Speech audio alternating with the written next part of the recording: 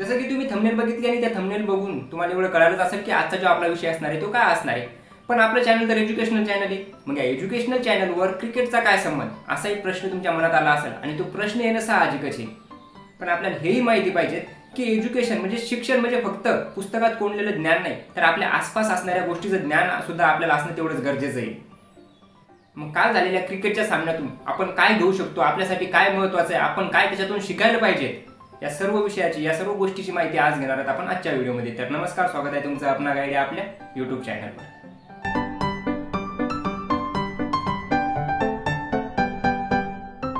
तुम्हाला माहितच असेल की सध्या ICC चॅम्पियन ट्रॉफीचे सामने चालू आहेत आणि याच्यात जगातील क्षमता असणारे अशा 8 संघ, 8 क्रिकेट टीमनं याच्यात सहभाग घेतलेला आहे. त्याच्यात ग्रुप ए आणि ग्रुप बी असे दोन ग्रुप केलेले आहेत. त्या ग्रुप ए मध्ये भारत, पाकिस्तान, बांगलादेश आणि न्यूझीलंड असे 4 संघ आहेत आणि ग्रुप बी मध्ये साऊथ आफ्रिका, ऑस्ट्रेलिया, इंग्लंड आणि अफगाणिस्तान असा प्रत्येकी 4-4 टीमांचा म्हणजे 4-4 संघाचा समावेश त्या दोन ग्रुपमध्ये केलेला आहे. आणि त्याच्यातच एक अशी टीम आहे जिला 20 वर्ष अगोदर कोणी ओळखत नव्हतं. ज्या देशात कोणत्याही खेळाला एवढं महत्त्व दिलं जात नाही, त्या देशाचा संघ क्रिकेट सारख्या खेळामध्ये आपली ओळख निर्माण करेल असं कोणी विचारही केला नसेल.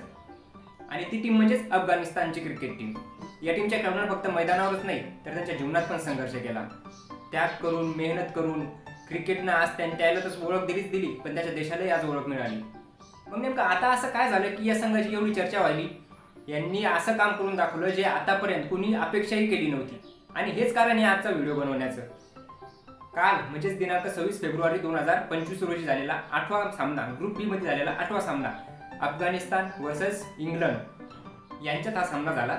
आणि सामना चालू व्हायच्या अगोदर जर कोणालाही जर विचारलं की नेमकं या दोघांपैकी सामना कोण जिंकल, अफगाणिस्तान आणि इंग्लंड मध्ये सामना कोणाचा, कोण जिंकू शकतं, तर कोणीही सांगेल की फक्त आणि फक्त नाव एकच घेणार, ते म्हणजेच इंग्लंडचं, की इंग्लंड हा सामना इझिली जिंकू शकतो.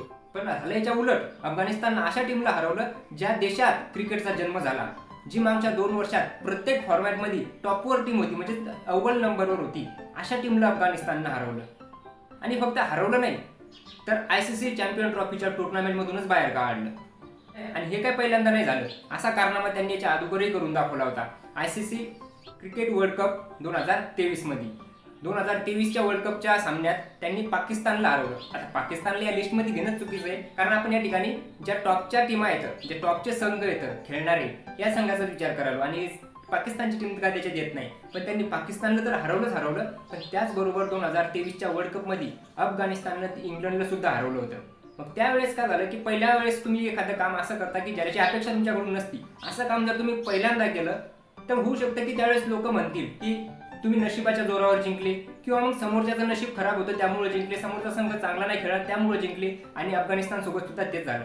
सुरुवातीला त्यांनी पाकिस्तानला हरवलं आणि इंग्लंडला त्यावेळेस हरवलं, तर त्यांचं नाव तेवढं झालं नाही.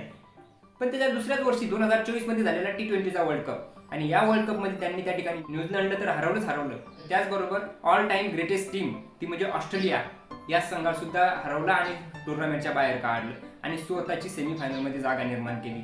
तर त्यावेळेस त्या ठिकाणी त्यांनी हेच सांगायचा प्रयत्न केला की ते इथून मागचीही मॅच आणि इथून पुढचीही मॅच फक्त नशिबाच्या जोरावर जिंकण्यासाठी नाही, तर जिद्द, चिकाटी आणि मेहनत याच्या जोरावरती जिंकले. त्यावेळेस त्यांनी हेच सांगण्याचा प्रयत्न केला की अफगानी बॉयज तुम्हारे घर में घुस भी सकते और तुम्हें मार भी सकते. त्याचबरोबर पाकिस्तान, श्रीलंका, बांगलादेश सारख्या टीमांना मागं टाकून आशियात 2 नंबरची स्ट्रॉंग टीम म्हणून ओळखली जाणारी आज अफगाणिस्तानची टीम आहे. आतापर्यंत फक्त भारत अशी एक टीम राहिला ज्या टीमला अफगाणिस्ताननं आतापर्यंत हरवलेलं नाही किंवा पराभूत केलेलं नाही. पण येणाऱ्या काळात जर का अफगाणिस्ताननं सर्व या टीमला हरवून एखादा वर्ल्ड कप जरी जिंकला तरी त्या ठिकाणी तुम्हाला नवल वाटणार नाही, कारण त्यांनी स्वतःला अगोदरच सिद्ध करून दाखवलं.